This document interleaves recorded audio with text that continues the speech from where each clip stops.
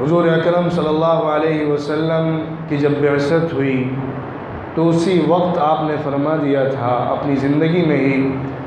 بعثت انا والساعۃ کہاتین، میں اور قیامت اس طرح اٹھائے گئے ہیں جس طرح کہ شہادت کی انگلی سے قریب درمیان والی انگلی ہوتی ہے۔ میرے درمیان اور قیامت کے درمیان فاصلہ بس اتنا ہے۔ حضور صلی اللہ علیہ وسلم نے یہ بھی فرما دیا تھا کہ فتنے زیادہ سے زیادہ ہوں گے، جیسے جیسے قیامت قریب آئے گی فتنے بڑھتے چلے جائیں گے۔ ایک موقع پر حضور صلی اللہ علیہ وسلم بلند جگہ پر چڑھے اور لوگوں سے فرمایا، میں فتنوں کو یہاں کے علاقے میں گرتے ہوئے آسمانوں سے دیکھ رہا ہوں۔ ایک موقع پر حضور نے فرمایا، فتنے ایسے آئیں گے جس طرح کہ ایک تسبیح ہو، اس تسبیح کا جو دھاگا ہے اس کو کاٹ دیا جائے، اس کو توڑ دیا جائے تو تسبیح کے دانے ٹوٹے ہوئے دھاگے سے جس تیزی سے گرتے ہیں اس طرح سے فتنے امت پر آئیں گے۔ حضور نے بھی فرما دیا تھا کہ فتنے اس طرح سے آئیں گے کہ جب انسان لوگ فتنوں میں ہوں گے تو سوچیں گے سب سے بڑا فتنہ یہ ہے، لیکن اگلا فتنہ جب آئے گا تو کہیں گے کہ پچھلا فتنہ آسان اور ہلکا تھا۔ یہ زمانہ فتنوں کا زمانہ ہے، آزمائش کا زمانہ ہے۔ حضور نے فرمایا تھا، فی آخر الزمان یکثر الحرج والمرج، آخری زمانہ جب قریب آئے گا تو قتل و خونریزی بڑھ جائے گی، انسانوں کی جان آسان ہو جائے گی، ایک دوسرے کے لیے قتل کرنا بہت آسان کام بن جائے گا۔ اور آج کا زمانہ پورے طور پر اس کی شہادت دیتا ہے۔ قتل و خونریزی کی جو تصویر احادیث میں کھینچی گئی ہے قیامت سے پہلے، یہ دنیا اس طرف بڑھتی جا رہی ہے، یہاں تک کہ وہ وقت آئے گا جب سب سے بڑی جنگ ہوگی، جس کو حدیث میں الملحمۃ الکبریٰ کہا گیا ہے، اور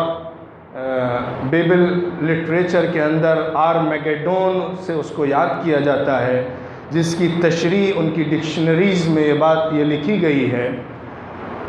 دا biggest world war before the end of this world, سب سے بڑی جنگ بٹوین گڈ اینڈ ایول، سب سے بڑی ایک جنگ ہوگی قیامت سے پہلے پہلے، جو اچھے اور برے، خیر اور شر، اچھے لوگوں اور برے لوگوں کے درمیان ہوگی۔ ہمارا بھی عقیدہ یہ ہے، احادیث میں اس کی نشاندہی بھی کی گئی ہے۔ بہرحال قیامت سے پہلے پہلے جو واقعات ہونے والے ہیں،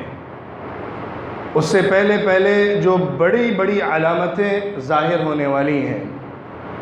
جن میں سے بڑی علامتوں میں یاجوج ماجوج کا ظاہر ہونا ہے، ملحمۃ الکبریٰ کا ہونا ہے، ایک بڑی جنگ کا ہونا ہے، حضرت مہدی علیہ السلام کا ظاہر ہونا ہے، حضرت عیسیٰ علیہ السلام کا آسمان سے اترنا ہے۔ ایک بڑی جنگ کے نتیجے میں ایک کافر طاقت سے جو جنگ ہوگی، اس کے لیڈر دجال کو سامنے آنا ہے، دجال کو حضرت عیسیٰ علیہ السلام کے ہاتھوں قتل ہونا ہے، اسرائیل کی سرزمین پر اس کو مارا جانا ہے، ساری دنیا میں مسلمانوں کا غلبہ اور دبدبہ ہونا ہے، ایک عرصے تک رہ کر مسلمانوں کو اس دنیا سے مٹا دیا جانا ہے، پھر کافروں کی دنیا بچ جائے گی جس پر اللہ قیامت لائے گا۔ اور اس سے پہلے اور بھی بہت سی نشانیاں ہیں، ایک جانور نکلے گا جو انسانوں کی بولی بولے گا، یاجوج ماجوج آئیں گے جو علاقوں کے علاقوں کو کھاتے چلے جائیں گے۔ ان کی تفصیلات بہت لمبی ہیں، احادیث میں اس کے اشارات دیے گئے ہیں، اس پر گفتگو کی جائے تو بہت ان کو جوڑنا اور ان کو آج کے زمانے سے اور آئندہ آنے والے زمانے سے جوڑ کر پیش کرنا آسان کام نہیں ہے، اور اس میں کچھ غلطیاں بھی ہوتی ہیں۔ بہت سے لوگ ہیں جو آج کے زمانے پر ان نشانیوں کو ایسا فٹ کر دیتے ہیں کہ جیسے لگتا ہے کہ یہ حرف اخیر ہے اور 100% جو کہہ دیا گیا وہی ہے۔ ایسا نہیں ہے۔ احادیث میں جو علامتیں بتائی گئی ہیں وہ 100% ہم نہیں کہہ سکتے وثوق سے یہی ہیں جو ابھی ہو رہی ہیں۔ کچھ تو ایسی ہیں جو بالکل سورج کے طلوع کی طرح انسانوں کے سامنے ظاہر ہیں اور اس میں کوئی شک نہیں ہے، لیکن بہت سی ایسی ہیں جن کو جوڑنے میں ذرا زیادہ بڑا دماغ چاہیے ہے، اور نتیجہ آج کا دور گزرنے کے بعد کے جب حالات آئیں گے تب اس کا فیصلہ کیا جا سکتا ہے۔ اس لیے آج کے دن جو میں نے موضوع اختیار کیا وہ یہ کہ انسانوں کی جان جو اللہ تعالیٰ نے انتہائی محترم اور حرمت والی بنائی ہے، اس کا جو ضیاع ہو رہا ہے، انسانی جانوں پر جو حملے ہو رہے ہیں، ساری دنیا کے اندر ایک انتشار کا، فتنے کا، قتل و خونریزی کا، درندگی کا، حیوانیت کا جو ماحول بنا دیا گیا ہے، یہ دراصل قیامت کے قریب ہونے کو بتاتا ہے۔ باقی باتوں پر جو مختلف علامتیں انشاءاللہ آگے میں بات کروں گا کسی موقع سے۔ حدیث میں جو یہ بات فرمائی گئی ہے کہ قیامت کے قریب آخری زمانے میں قتل و خونریزی زیادہ ہوگی، بڑھ جائے گی۔ اور بھی علامتیں ہیں جو کہ ظاہر ہو چکی ہیں، چل رہی ہیں۔ کچھ ایسی علامتیں ہیں جو گزر چکی ہیں، کچھ ایسی علامتیں ہیں جو طویل چلنے والی ہیں اور وہ معنوی، اخلاقی، اجتماعی ہیں جو چلتی رہیں گی۔ کچھ ایسی ہیں جو بہت بڑی ہیں اور وہ قیامت کے قریب ہوں گی۔ سب سے آخری علامت سورج کا ویسٹ سے نکلنا ہے۔ مغرب سے سورج جس دن طلوع ہوگا اسی دن قیامت آ جائے گی۔ جس دن سورج ویسٹ سے نکلے گا، ایسٹ کو چھوڑ کر مشرق کے بجائے مغرب سے طلوع ہوگا، اس دن اللہ کی طرف سے توبہ کے دروازے بند ہو جائیں گے۔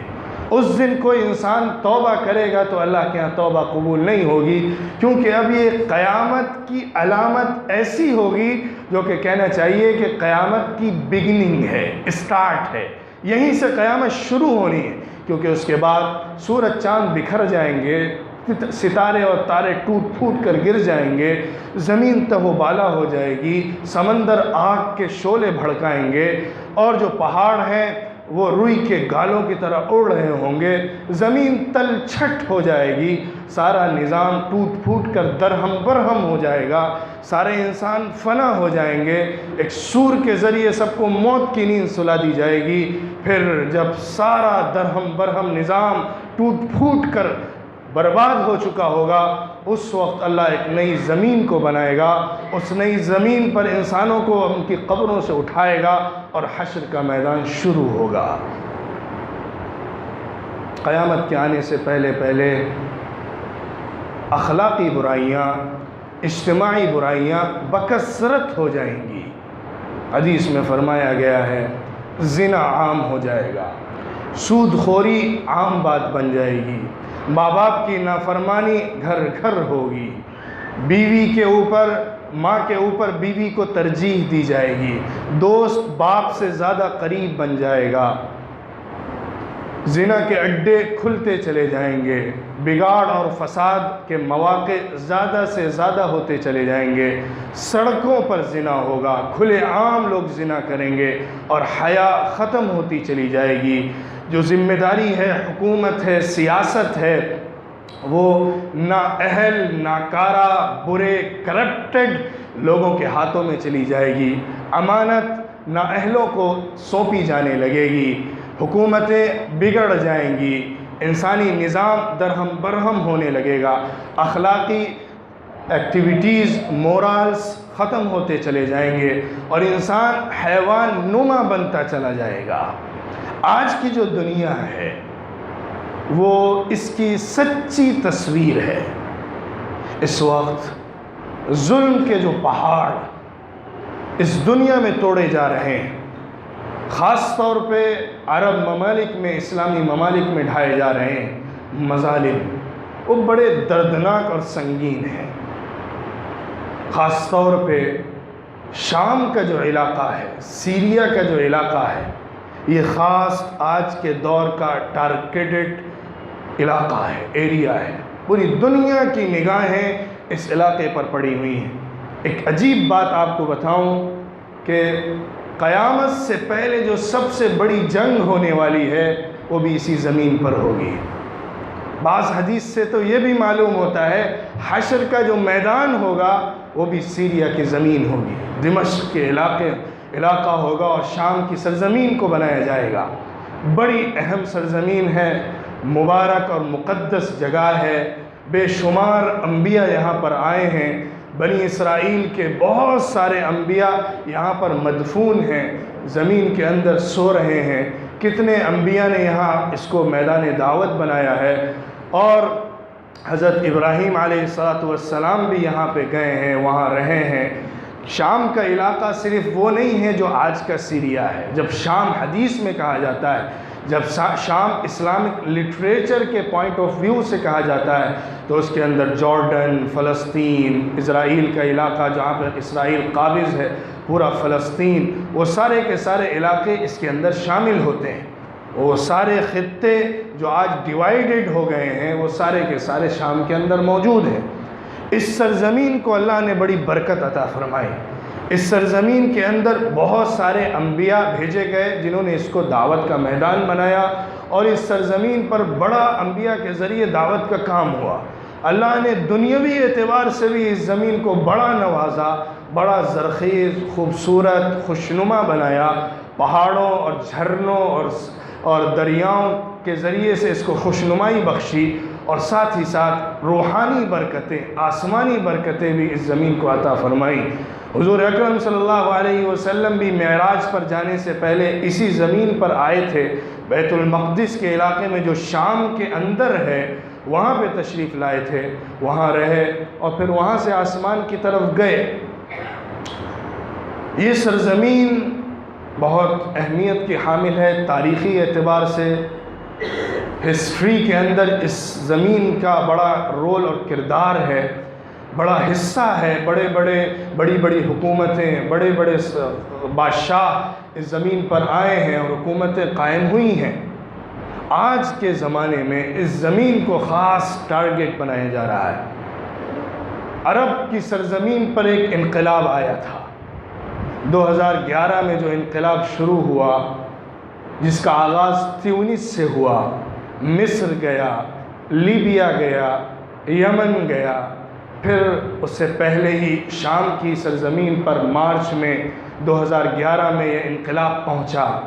مظاہرے شروع ہوئے، ریلیاں شروع ہوئی، پروٹیسٹ شروع ہوا حکومت کی پالیسیز کے خلاف۔ لوگ سڑکوں پر آئے، مظاہرے ہوئے، حکومت نے ان کو دبوچا، ان کو مارا، ان کو پیچھے دھکیلا، اور ان پروٹیسٹ والے لوگوں کو کامیاب ہونے نہیں دیا، جس کے نتیجے میں لوگ جڑتے گئے۔ مختلف جو ان کی ٹیمیں تھیں، تنظیمیں تھیں سنیوں کی، وہ جمع ہوتی چلی گئیں۔ جو حکومت وہاں پر موجود ہے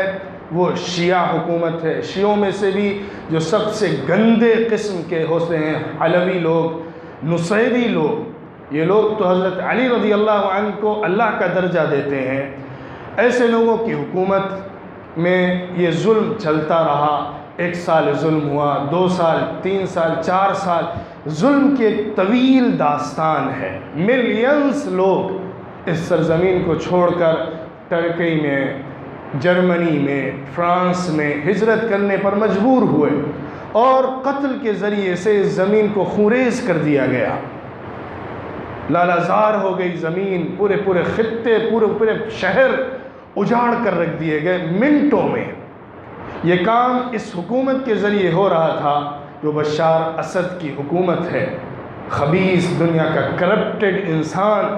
ظالم درندہ انسان، اس کے ذریعے سے اس ظلم کو شروع کیا گیا۔ لیکن اس نے دیکھا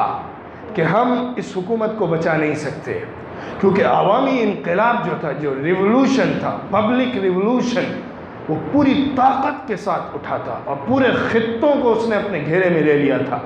شام کی سرزمین کا کوئی ایسا بڑا علاقہ نہیں بچا تھا جہاں یہ پروٹیسٹ نہ پہنچا ہو اور یہ آواز نہ گئی ہو اور لوگ نہ کھڑے ہوئے ہوں اور لوگوں نے مظاہرے کر کر کے حکومت کو گرانے کی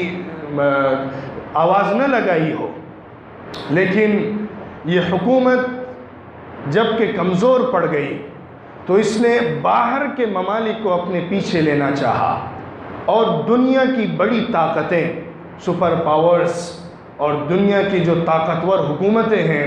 انہوں نے انٹرفیئر کرنا شروع کیا اور سمجھ گئے وہ کہ یہ ایسی سرزمین ہے جہاں سے عقیدے جڑے ہوئے ہیں، کرسچینٹی، اسلام اینڈ جیوز، یہ تینوں بڑے مذاہب اس سرزمین سے جڑے ہوئے ہیں۔ بیت المقدس کی سرزمین جس کے اندر شام کا بڑا رول ہے، آج کی حکومت میں تو فلسطین کا حصہ نہیں آتا ہے، لیکن اس کا رول بہت بڑا ہے فلسطین کی اسٹریٹجی میں، فلسطین کے پالیسیز میں، فلسطین کی زمین میں، فلسطین کی تاریخ میں،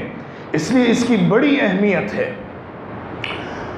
تو سب سے پہلے رشیا اس میں داخل ہوا، روس کی حکومت اندر آئی، پہلے سے ایران انٹرفیئر کر ہی رہا تھا بشار کے ساتھ ساتھ، لیکن 2011 کے اخیر تک ایران نے کھلے عام اعلان کر دیا کہ ہم شام کے اندر اب لوگوں کی جو شیعہ لوگ ہیں، جو حکومت ہے اس کی حفاظت کے لیے سامنے آتے ہیں۔ اس نے اپنے فوجیوں کو بھیجا اور اپنی ایجنسیز کو لگایا، ملیشیات جو ان کے ٹولے ہیں،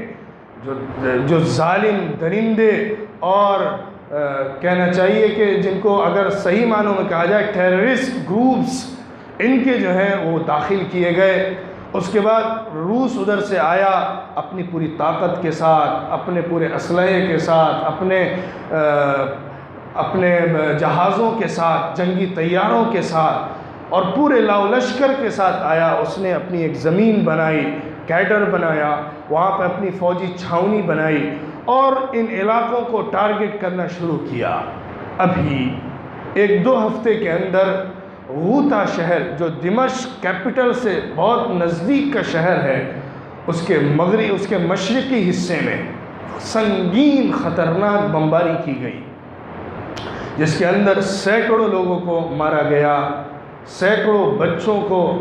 ان کی زندگیوں سے محروم کیا گیا، عورتوں کو سڑک پر لا کر کھڑا کر دیا گیا، 5 لاکھ اور اس سے زیادہ لوگ ہجرت کرنے پر مجبور کیے گئے، صرف ایک شہر کے اندر سے شہر کو اجاڑ دیا گیا۔ اس کا شہر کا مغربی حصہ جس کو غوطہ غربیہ کہا جاتا ہے، مغربی غوطے کا علاقہ وہ تو پہلے ہی تہس نہس کیا جا چکا ہے، حمص کا علاقہ تہس نہس کیا جا چکا ہے، حلب کا علاقہ جو بہت بڑا اور کیپٹل کے بعد جو سب سے بڑے علاقے ہیں وہ حلب کا اور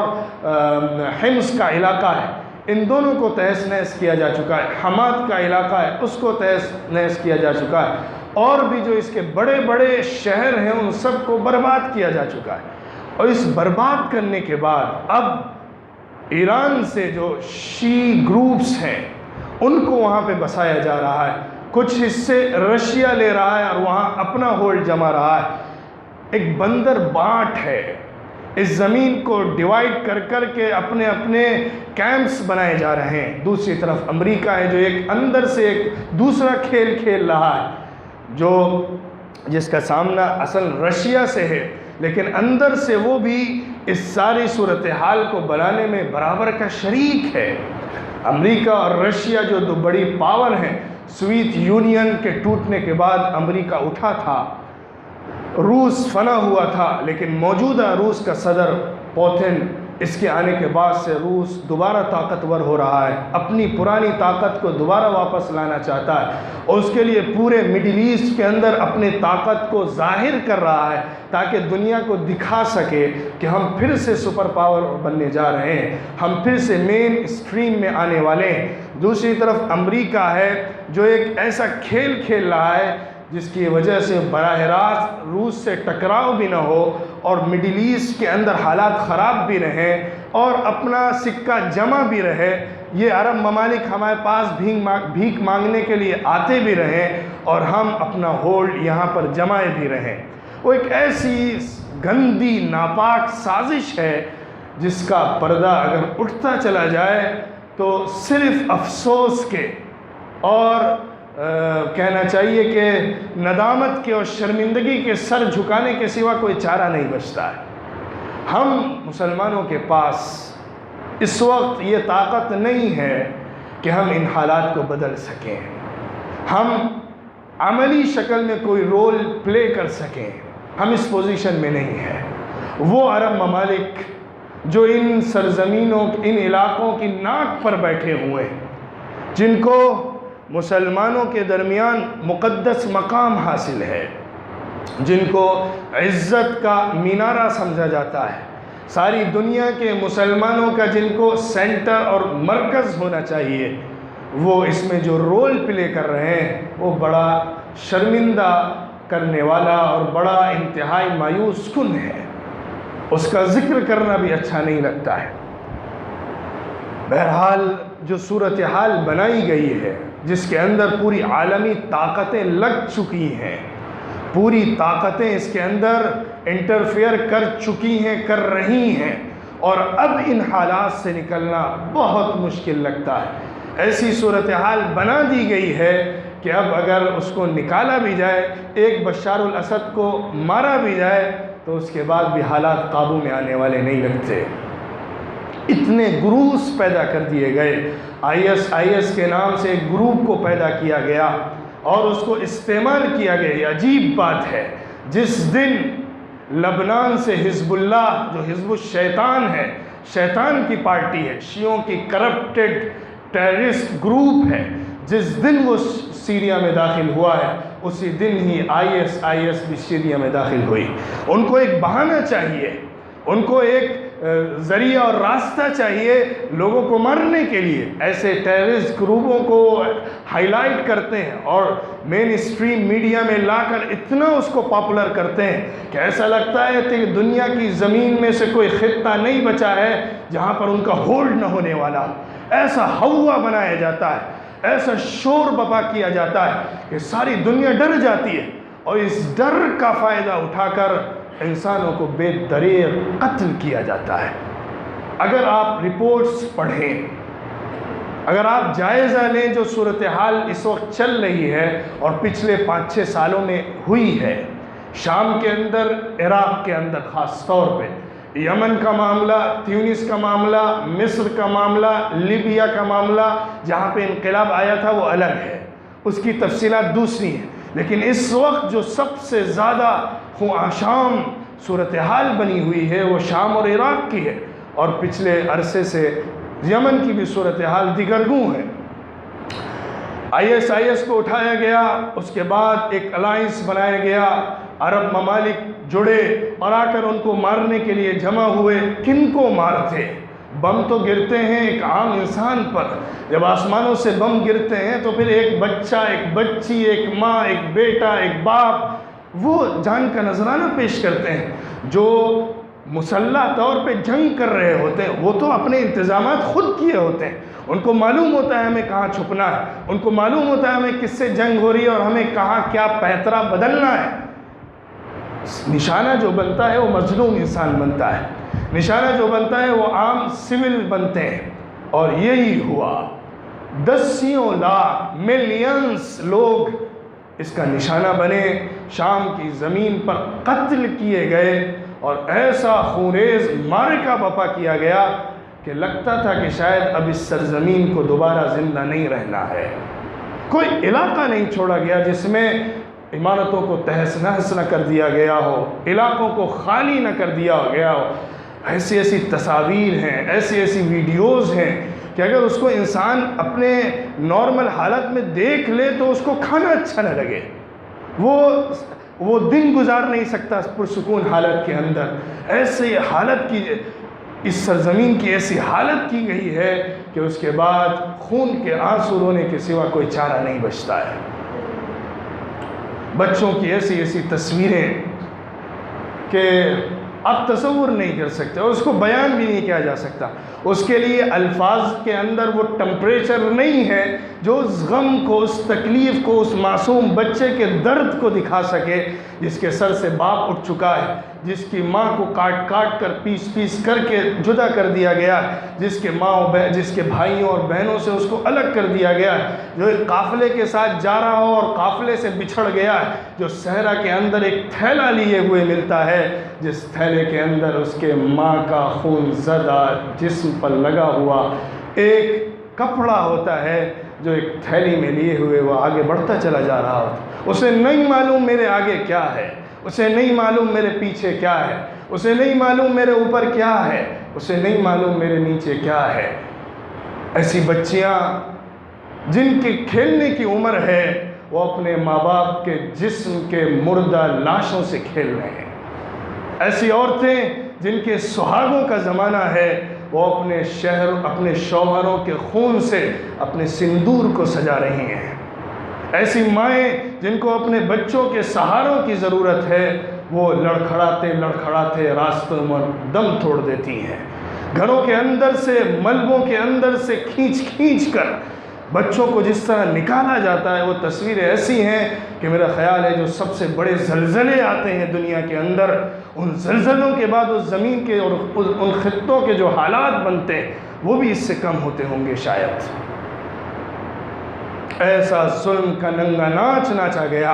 اور عالمی طاقتوں کے ناک کے نیچے یہ سب کیا گیا، ان کی سرپرستی میں کیا گیا اور ان کے اشاروں پر کیا گیا۔ اشاروں ہی نہیں بلکہ ان کے خود کی شرکت کے ساتھ کیا گیا۔ ابھی کا جو حملہ ہوا یہ رشیا کا حملہ ہے، رشیا نے حملہ کیا۔ اعلان کیا کیا جاتا ہے کہ وہاں پہ جبہت النصرہ، فلاں گروپ، یہ گروپس ہیں جو ٹیررسٹ گروپس ہیں، ان پر ہم حملہ کر رہے ہیں، جبکہ رپورٹس بتاتی ہیں، وہاں کے جو نمائندے ہیں اور وہاں کے جانکار لوگ ہیں وہ اس بات کو کہتے ہیں کہ اس خطے میں، اس علاقے میں اب کوئی ٹیررسٹ گروپ نہیں بچا ہے، کوئی ایسا گروپ نہیں ہے اس جگہ پر جس کو ٹیررسٹ یہ خود مانتے ہوں، لیکن اس کے باوجود یہ ایک پالیسی کے تحت کیا جا رہا ہے۔ اس علاقے کو خالی کیا جا رہا ہے، صاف کیا جا رہا ہے، جہاں پر ایران اپنا ہولڈ جمانا چاہتا ہے، جہاں رشیا مڈل ایسٹ کے اندر اپنا ایک کیمپ چاہتا ہے، کیونکہ امریکہ کے کیمپ، یہ سعودیہ کی حکومت، امارات کی حکومت، فلاں حکومت، یہ سب امریکہ کے کیمپس ہیں، یہ سب امریکہ کی زمینیں ہیں۔ امریکہ جب چاہتا ہے آسمان سے وہاں اتر جاتا ہے، جب چاہتا ہے وہاں سے اڑ جاتا ہے، جس پر چاہتا ہے جب چاہتا ہے وہاں سے حملے کر دیتا ہے۔ وہ سب بکاؤ مال ہیں، وہ سب بکے ہوئے ہیں، ان کی پالیسیز امریکہ کی خدمت کے لیے ہیں۔ رشیا بھی چاہتا ہے کہ وہ بھی مڈل ایسٹ پر آئے، کیونکہ آج کی صورتحال یہ ہے، مسلمانوں کو آپس میں لڑانا، مسلم ممالک کو آپس میں ایک دوسرے کے ساتھ دست و گریباں کرنا، ایک دوسرے کے ساتھ ٹکرانا، اس کے نتیجے میں بڑی بڑی سپر پاور طاقتیں اپنی طاقتوں کو دکھا رہی ہیں۔ خون ہمارا ہے، زمین ہماری ہے، لوگ ہمارے ہیں، حکومتیں ہماری ہیں، جو حالات پیش آ رہے ہیں وہ ہمارے لیے پیش آ رہے ہیں، لیکن فائدہ ان سپر پاور طاقت اٹھا رہے ہیں۔ حالات ایسے بنا دیے گئے ہیں، خطرہ اس کا ہے کہ حالات اس سے زیادہ بگڑیں گے۔ یہ آگ خطرناک رخ اختیار کرتے ہوئے پورے مڈل ایسٹ کو کھائے گی۔ اللہ اس وقت سے بچائے، اللہ ایسے حالات کے آنے سے روک دے، ان حالات کو جو خطرناک رخ پر جا رہے ہیں۔ اللہ ہی کا سہارا ہے جو اس وقت حالات کو بدل سکتا ہے، ورنہ ریزنز، اسباب کی دنیا میں کوئی ایسا بڑا، ایسا ہمیں مینارہ نظر نہیں آتا جس پر اعتماد کر کے ہم یہ کہہ سکیں کہ اب حالات اچانک بدلنے ہیں۔ یا تو دو شکلیں ہیں، یا تو اللہ تعالیٰ مسلمانوں کے حالات بدلے گا انہی لوگوں کے ہاتھوں جو لوگ اس وقت مظلوم بنے بیٹھے ہیں، اور حالات دوبارہ بدلیں گے اور پھر مسلمانوں کے پاس طاقت صحیح معنوں میں آئے گی، اور اسلامی طاقت ان ممالک میں جو عرب ممالک ہیں، اسلامی ممالک ہیں، اللہ کے نام پر فتح کیے گئے ہیں، اسلام کے نام پر لیے گئے ہیں، محمد صلی اللہ علیہ وسلم کے جانثار صحابہ نے جن کو آزاد کرایا ہے، دوبارہ سے حالات بدلیں اور پھر سے حکومتیں قائم ہوں یا لبرل حکومتیں بنیں، امن اور پیس پھر سے آ جائے، پھر حالات بدلیں، یا دوسری شکل یہی بچی ہے کہ پھر امام مہدی علیہ السلام کا ظہور ہو جائے۔ جب ان کا ظہور ہوگا تو جتنے مسلمان ٹوٹے بکھرے ہیں مختلف دنیا کے خطوں میں، سب ان کے اوپر جمع ہو جائیں گے۔ جو بھی اللہ کو سچا ماننے والا ہے وہ ان سے جڑ جائے گا، جو ان سے نہیں جڑے گا وہ جہنمی ہوگا، وہ اللہ کا باغی ہوگا، وہ اسلام کا دشمن ہوگا۔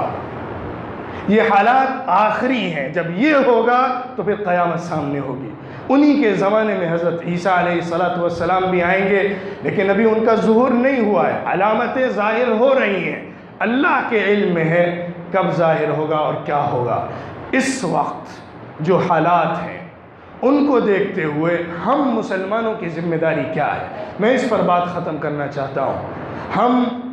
اس وقت جانوں کے ذریعے سے وہاں مدد نہیں کر سکتے، ہماری اتنی حیثیت آج نہیں بچی ہے کہ ہم ان کے سفارت خانوں اور ان کے کونسلیٹ کے سامنے جا کر مظاہرہ کر کے اپنی آواز اٹھا سکیں، ہماری تو یہ حیثیت بھی نہیں بچی ہے۔ افسوس کے ساتھ یہ بات کہنا چاہتا ہوں، اور ہمیں ماننا چاہیے کہ ہماری جو پوزیشن ہے آج وہ اتنی پچھڑی اور اتنی بری اور اتنی بیکورڈ ہے کہ اس کے بعد صرف اپنے چہروں پر کالک ملنے کے سوا کچھ نہیں ہے۔ لیکن ایک دروازہ ہے،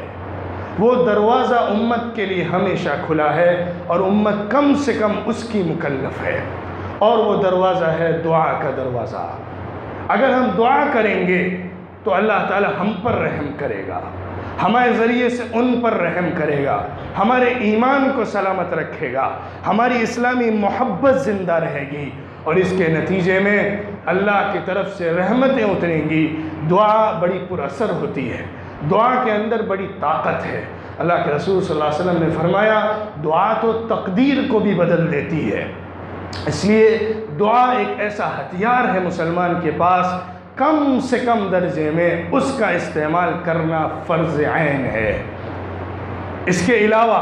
اللہ کا نظام ایسے چلتا ہے کہ دیگر اسباب اختیار کیے جائیں،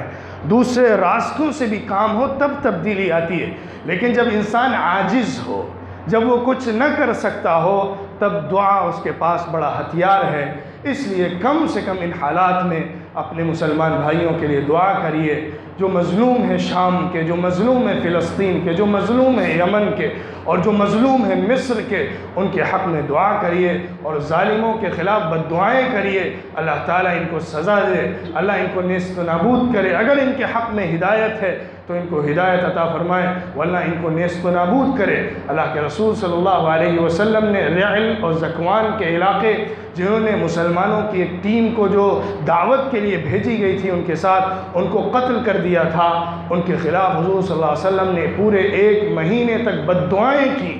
ہر فجر نماز کے بعد حضور اکرم صلی اللہ علیہ وسلم ان کے خلاف بد دعا فرمایا کرتے تھے، بد دعا کیا کرتے تھے۔ اس لیے ظالموں کے خلاف بد دعا کرنا، جو مسلمانوں کو قتل کر رہے ہیں، اور مظلوموں کے حق میں دعا کرنا، جو لاچاری اور بے بسی کی حالت میں زندگی بسر کر رہے ہیں، ہر مسلمان کا فرض ہے۔ اللہ ہمیں توفیق عطا فرمائے۔ وآخر دعوانا الحمد للہ رب العالمین۔